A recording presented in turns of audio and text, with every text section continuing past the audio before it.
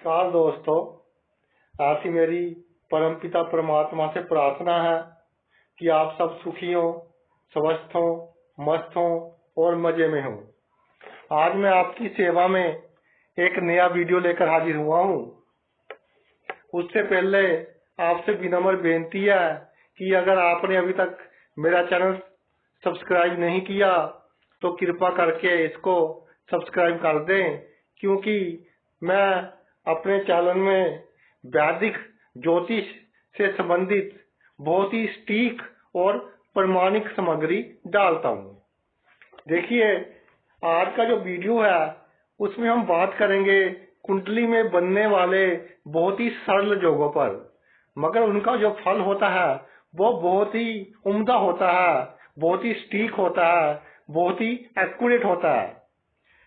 जिन योगों के बारे में आज हम चर्चा करेंगे वो कुंडली में हर लगन के जातकों में के ऊपर लागू होंगे, यानी मेष से लेकर मीन तक हर लगन वाले जातकों के ऊपर ये योग लागू होंगे। मुझे कमेंट सेक्शंस में ऐसे कई कमेंट आते हैं कि सर आपके तो जो कैलकुलेशन होती है वीडियोस में, जो योग होते हैं उनमें कैलकुलेशंस बहुत होती है, तो आम जो जिनको नॉलेज की ज्योतिष की कम नॉलेज है, जो आम लोग हैं उनको थोड़ी प्रॉब्लम होती है। तो आज मैं बहुत ही सिंपल योगों पर, जो देखने में बहुत आसान है, इस तरह के कुंडली में जो योग बनते हैं उन पर मैं वीडियो बना रहा हूँ। लगन का कोई झंझट नहीं इसमें, राशि का कोई झंझट नहीं है इसमें, और ये लोग 90% केसेस में अपना फल देते हैं। बाकी तो जिस भाव में पड़े हो उसकी शुभता और शुभता पर निर्भर करता है 10%, लेकिन 90% केसेस में ये लोग अपना फल देते हैं। तो जी सबसे पहले बात करते हैं, अगर किसी जातक की जन्म कुंडली में शनि देव 10वें घर में आ जाए, ये 10वां घर है, शनि देव 10वें घर में विराजमान हो जाए तो भाई वो जातक पूरी उम्र इज्जत की रोटी खाएगा और समाज में उसका मान सम्मान यश अच्छा होगा, अपने असूलों पर चलेगा पूरी जिंदगी, और जाने के बाद भी एक छाप छोड़ जाएगा समाज के लिए। तो शनि 10वें भाव में शुभ फल देता है। अगर शनि 8वें भाव में हो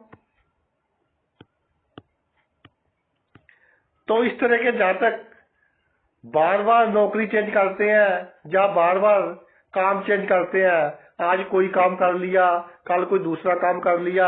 इनको इस तरह नहीं करना चाहिए। एक ही काम में कंसंट्रेशन लगाकर अगर लॉस भी हो रहा हो तो कुछ समय वेट करें, और उसके बाद जब बिल्कुल ही ये लगे कि ये काम तो चलेगा ही नहीं, उसके बाद इनको काम चेंज करना चाहिए। जल्दी जल्दी इनको काम चेंज नहीं करना चाहिए। जिनके शनि 8वें घर में होता है उनको कभी भी बंद गली वाले मकान में नहीं रहना चाहिए। जो स्ट्रीट क्लोज होती है ना, बंद गली होती है, उस मकान में इनको कभी नहीं रहना चाहिए। जब तक ये बंद गली वाले मकान में रहेंगे तब तक ये तरक्की नहीं कर पाएंगे पूरी तरह से अपनी जिंदगी में, क्योंकि जो अष्टम भाव है वो मौत का मतलब एंड। तो अगर एंड गली का भी एंड हो रहा हो तो ये इनके काम काज में विघ्न डालेगा। आगे बात करते हैं, गुरु अगर 7वें घर में हो, जिस जातक की कुंडली में गुरु 7वें घर में विराजमान हो जाए तो वो अपने पिता से अधिक तरक्की करते हैं। पिता से अधिक नाम होता है उनका समाज में, पिता से अधिक दौलत व शोहरत होती है उनकी। आगे चलते हैं, अगर भाई ये बहुत इंपॉर्टेंट योग है, अच्छी तरह इसको सुनिए। अगर 7वें भाव में दूसरी राशि हो या 7वीं राशि हो, इनमें से कोई भी राशि हो, यानी शुक्र की अपनी राशि हो और शुक्र विराजमान हो जाए, शुक्र 7वें घर में अपने ही घर में सब राशि में विराजमान हो जाए, तो जातक को स्त्री हो तो उसको पति का सुख नहीं मिलता, पति हो तो उसको पत्नी का सुख नहीं मिलता। या तो एक दूसरे के पार्टनर बीमार रहेंगे, स्वास्थ्य खराब रहेगा, या तलाक हो जाएगा, या उनमें से एक की उम्र बहुत छोटी होगी, यानी कि पति पत्नी को एक दूसरे का सुख नहीं मिलता। अगर शुक्र सप्तम भाव में अपनी राशि का पड़ा हो, और ये योग और भी गंभीर हो जाता है जब शुक्र पर किसी ग्रह की भी दृष्टि ना हो। अगर शुक्र पर किसी ग्रह की भी दृष्टि ना हो तो ये योग और भी गंभीर हो जाता है। अगले योग की बात करते हैं। शनि और या राहु, शनि पड़ा हो या राहु, दूसरे भाव में इनमें से कोई भी ग्रह पड़ा हो, तो जातक की पढ़ाई में कम से कम 1 साल का स्टॉप लगता है। 1 साल खराब होता है उसकी पढ़ाई में कम से कम। कई बार फेल वगैरह हो जाता है, या कई बार गलत कोर्स में एडमिशन ले लेता है। फिर उसको लगता है 1 साल पढ़ने के बाद कि मैंने तो गलती कर ली, ये मेरा काम का नहीं है ये कोर्स। तो फिर वो कोर्स चेंज करता है और दूसरे कोर्स में एडमिशन लेता है, जिसके कारण उसका 1 साल खराब होता है। इसलिए जिसके भी दूसरे घर में शनि या राहु हो, इनके थोड़े उपाय करके जिस लाइन में भी जाना है पूरा सोच समझ कर जाए, नहीं तो भाई 1 साल खराब हो जाएगा। आगे चलते हैं। शुक्र अष्टम भाव में आ जाए तो व्यक्ति को अपने जीवन में एक बार अचानक धन पक्का मिलेगा और उसको ससुराल से लाभ होगा। दशा अंतर दशा के हिसाब से अचानक धन मिलने में या ससुराल से लाभ होने में कुछ देर सवेर तो जरूर हो सकती है, मगर अचानक धन लाभ जरूर होगा और ससुराल पक्ष से उसको लाभ मिलेगा। अगर बृहस्पति लगन में आ जाए, जिस जातक की कुंडली में बृहस्पति महाराज लगन में विराजमान हो जाए, तो भाई इस तरह के जातकों को बिना कमाया धन प्रचुर मात्रा में मिलता है। ज्यादातर देखने में आया है कि इनको पैतृक संपत्ति बहुत बड़ी मात्रा में मिलती है और ये अकेले ही उसका सुख भोगते हैं।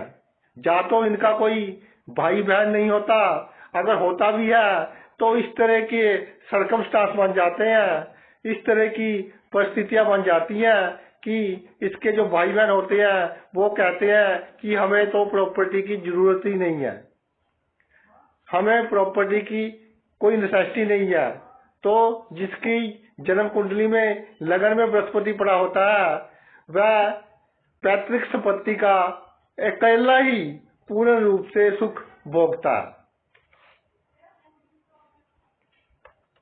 आगे बात करते हैं। सूर्य अगर 10वें भाव में पड़ा हो, ग्रहों के राजा सूर्य देव अगर 10वें भाव में विराजमान हो जाए तो भाई जातक सरकारी धन का तो लाभ उठाता है, सरकारी नौकरी कर सकता है, सरकारी ठेके ले सकता है, राजनीति में जा सकता है, वहां से सरकारी पैसा मिल सकता है, इसका तो उसको लाभ होता है।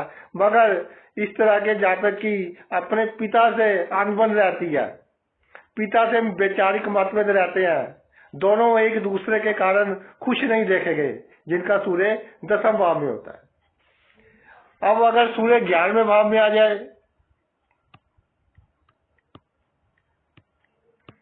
जिनका सूर्य 11वें भाव में आ जाए उनकी हार्ट बीट एकदम बढ़ जाती है। इसका उनको खास ख्याल रखना चाहिए। जब उनकी लाइफ में 1-2 बार हार्ट बीट बढ़नी शुरू हो जाए तो फौरन मेडिकल एडवाइस ले लेनी चाहिए। सूर्य 11वें घर में हो तो हार्ट बीट के मसले में कभी भी जातक को इग्नोर नहीं करना चाहिए, कभी भी लापरवाही नहीं करनी चाहिए। हार्ट बीट वाला मामला ये सीरियस हो सकता है। अगर सूर्य चौथे आ जाए तो भी जातक को हार्ट की प्रॉब्लम होती है उसको अपने हार्ट का पूरा ध्यान रखना चाहिए। ज्यादातर इस केस में जब चौथे आ जाए तो ये प्रॉब्लम नाड़ियों में ब्लॉकेज के कारण होती है, नाड़ियों में ब्लॉकेज के कारण होती है। चौथे जिनका सूरज पड़ा हो उनको अपने कोलेस्ट्रॉल लेवल का पूरा ध्यान रखना चाहिए और अपने हार्ट की जांच करवाते रहनी चाहिए। अगर भाई शनि चौथे घर में आ जाए,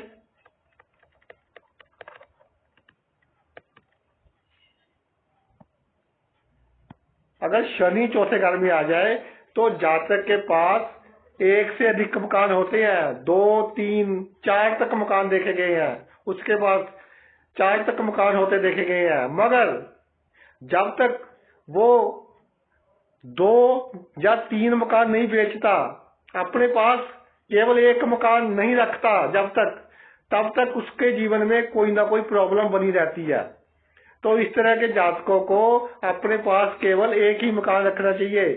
अगर आपने एक से अधिक मकान खरीद लिए तो आप उनको उनकी सेल कर दीजिए या किसी बच्चे के नाम करवा दीजिए, उसको पक्के तौर पर दे दीजिए। जब सूर्य लग्न में आ जाए,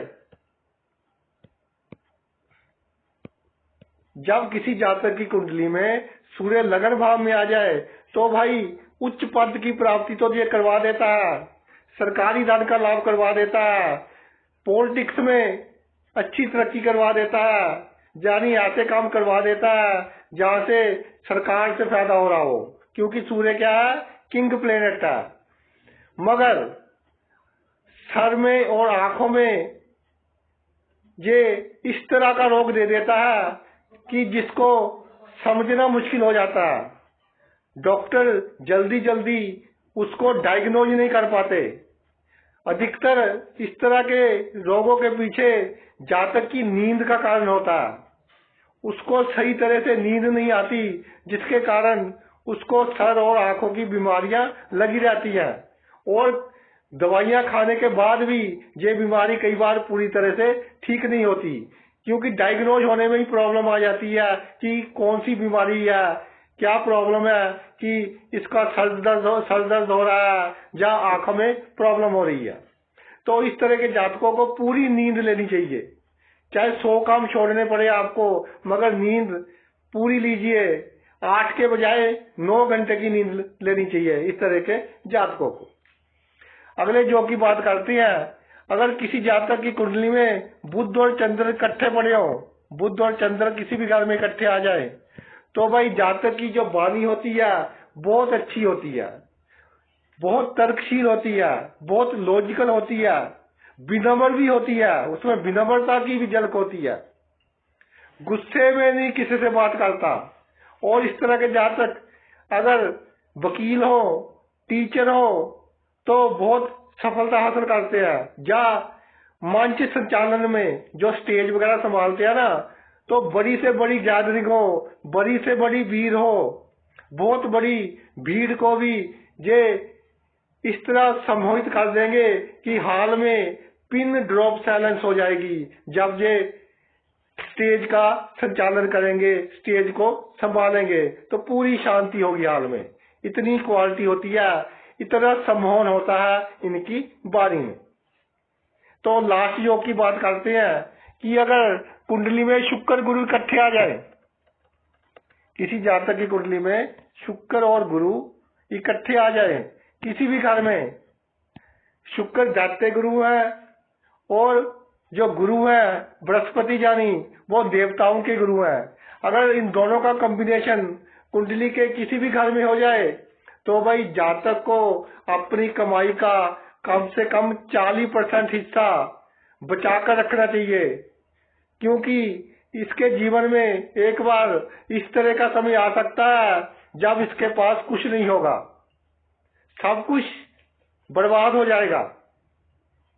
तो जो जमा धन इसके पास होगा वही धन इसके काम आएगा। तो 40% धन अपनी कमाई का इसको एक तरफ रख लेना चाहिए कि ये मेरा धन है ही नहीं। इसके 2 फायदे होंगे, एक तो इस योग की जो अशुभता होगी उसमें कमी आएगी। कमी क्यों आएगी?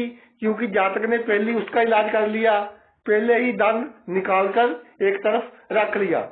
और अगर ये योग अपना फल देता है तो भी जातक के पास जो पैसे पड़े हैं उसके सहारे वो अपनी जिंदगी बहुत अच्छे से काट लेगा। तो भाई ये तो मेरा वीडियो था कुंडली में बनने वाले बहुत ही सरल योगों के ऊपर। आपने अपना इतना कीमती समय निकालकर ये वीडियो देखा, मैं तहे दिल से आपका आभारी हूँ। थैंक्स।